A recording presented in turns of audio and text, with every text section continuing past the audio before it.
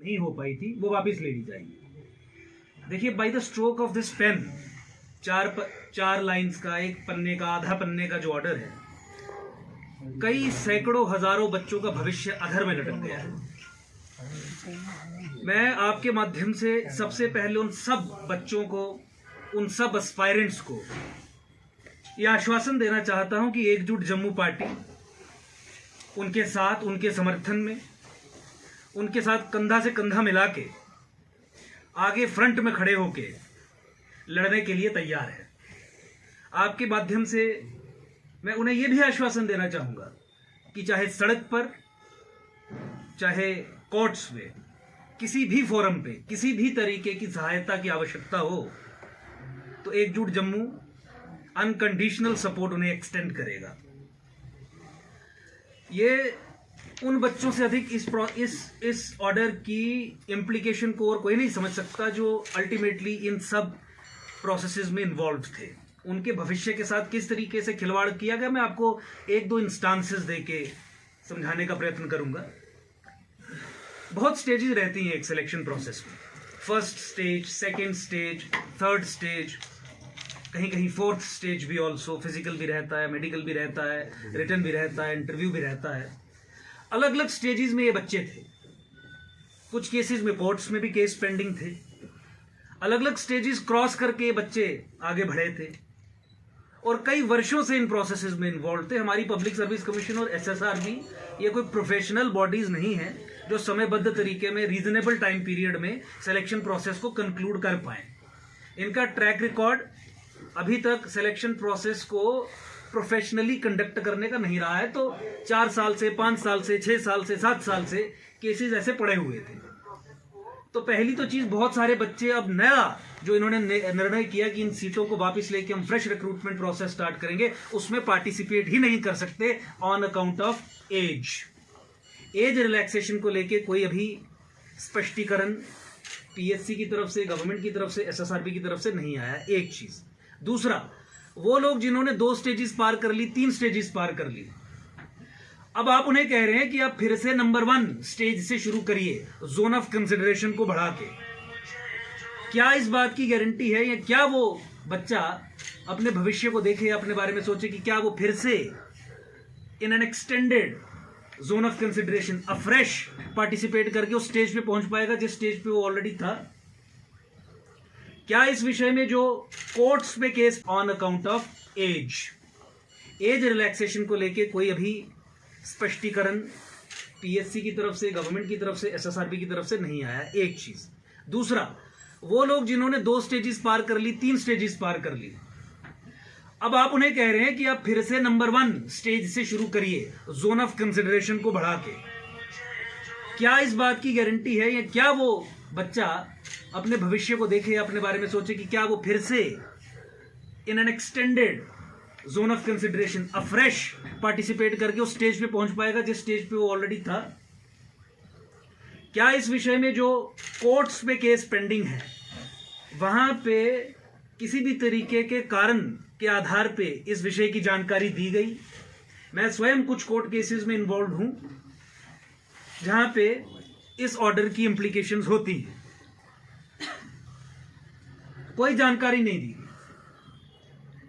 और unilateral decisions लेना जिससे लाखों युवाओं का भविष्य अधर में लटक जाए, गुड गवर्नेंस की निशानी नहीं, पार्टिसिपेटिव डेमोक्रेसी की निशानी नहीं। ये हम अपने भविष्य, बच्चों का जो भविष्य है, हमारी नई पीढ़ी का जो भविष्य है, उससे खिलवाड़ करने का काम कर रहे हैं। बॉर्डर बटालियन के बच्चों का मुद्दा आपके सामने आया, इस ऑर्डर से वो भी, उनकी फेट भी उन्होंने सील कर दी। खत्म, सब कुछ खत्म। क्या आप इस तरीके से सब कुछ खत्म कर सकते हैं? अनप्रोफेशनल कंडक्ट आपकी एजेंसीज का, अनप्रोफेशनल कंडक्ट आपकी पब्लिक सर्विस कमीशन का, एसएसआरबी का, समयबद्ध तरीके में काम वो ना कर पाए, और खामियाजा जब भुगतने की बात हो तो खामियाजा बच्चे भुगते, कसूर किसी और का, और उसके कॉन्सिक्वेंसेस कोई और भुगते। क्यों? आपको जम्मू का युवा एक सॉफ्ट टारगेट लगता है? क्यों आपको जम्मू का युवा एक मजाक का पात्र लगता है? कि आप आज एक ऑर्डर निकालते हैं, कल दूसरा ऑर्डर निकालते हैं, तीसरे दिन तीसरा ऑर्डर निकालते हैं, चौथे दिन चौथा ऑर्डर निकालते हैं, और सब ऑर्डर एंटी यूथ, सब ऑर्डर एंटी जनरल पब्लिक। किसी से कोई पूछताछ नहीं। ठीक है, democratic institutions for valid reasons Jammu Kashmir में नहीं है। आई रिपीट, डेमोक्रेटिक इंस्टीट्यूशंस अभी इन फंक्शन फॉर वैलिड रीजंस नहीं कर रहे हैं फंक्शन। पर क्या सिविल सोसाइटी से बातचीत करने के और तरीके नहीं? चीजों को पब्लिक डोमेन में डाल के उस पर ऑब्जेक्शंस इनवाइट करने के और तरीके नहीं? आप किस तरीके से ऐसे फैसले ले सकते हैं जिससे लाखों लोगों के भविष्य पे सवाल खड़ा हो जाता है? आज आपने हजारों लाखों युवाओं नहीं हो पाई थी, वो वापस ले ली जाएगी। देखिए, by the stroke of this pen, चार लाइंस का, एक पन्ने का, आधा पन्ने का जो ऑर्डर है, कई सैकड़ों हजारों बच्चों का भविष्य अधर में लटक गया है। मैं आपके माध्यम से सबसे पहले उन सब बच्चों को, उन सब एस्पायरेंट्स को यह आश्वासन देना चाहता हूं कि एकजुट जम्मू पार्टी उनके साथ, उनके समर्थन में, उनके साथ कंधा से कंधा मिला के आगे फ्रंट में खड़े होके लड़ने के लिए तैयार है। आपके माध्यम से मैं उन्हें यह भी आश्वासन देना चाहूंगा कि चाहे सड़क पर, चाहे कोर्ट्स में, किसी भी फोरम पे, किसी भी तरीके की सहायता की आवश्यकता हो तो एकजुट जम्मू अनकंडीशनल सपोर्ट उन्हें एक्सटेंड करेगा। ये उन बच्चों से अधिक इस ऑर्डर की इम्प्लीकेशन को और कोई नहीं समझ सकता जो अल्टीमेटली इन सब प्रोसेसेस में इन्वॉल्व थे।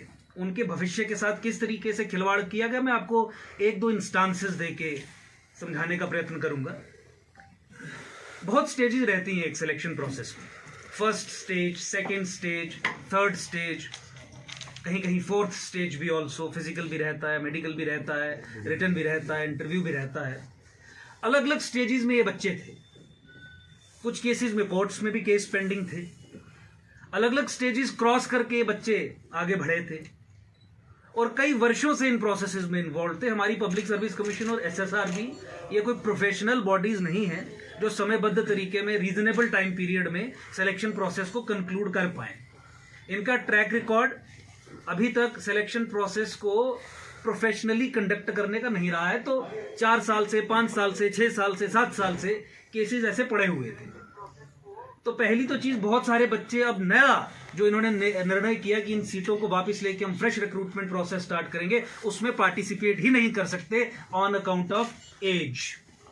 एज रिलैक्सेशन को लेके कोई अभी स्पष्टीकरण पीएससी की तरफ से, गवर्नमेंट की तरफ से, एसएसआरबी की तरफ से नहीं आया। एक चीज।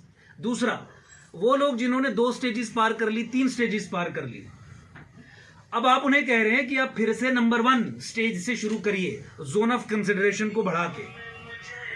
क्या इस बात की गारंटी है, या क्या वो बच्चा अपने भविष्य को देखे, अपने बारे में सोचे कि क्या वो फिर से in an extended zone of consideration afresh participate करके उस स्टेज पे पहुंच पाएगा जिस स्टेज पे वो ऑलरेडी था?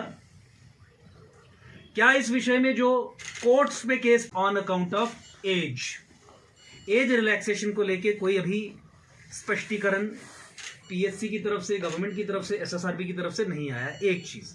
दूसरा, वो लोग जिन्होंने 2 स्टेजेस पार कर ली, 3 स्टेजेस पार कर ली, अब आप उन्हें कह रहे हैं कि आप फिर से नंबर 1 स्टेज से शुरू करिए, जोन ऑफ कंसिडरेशन को बढ़ा के।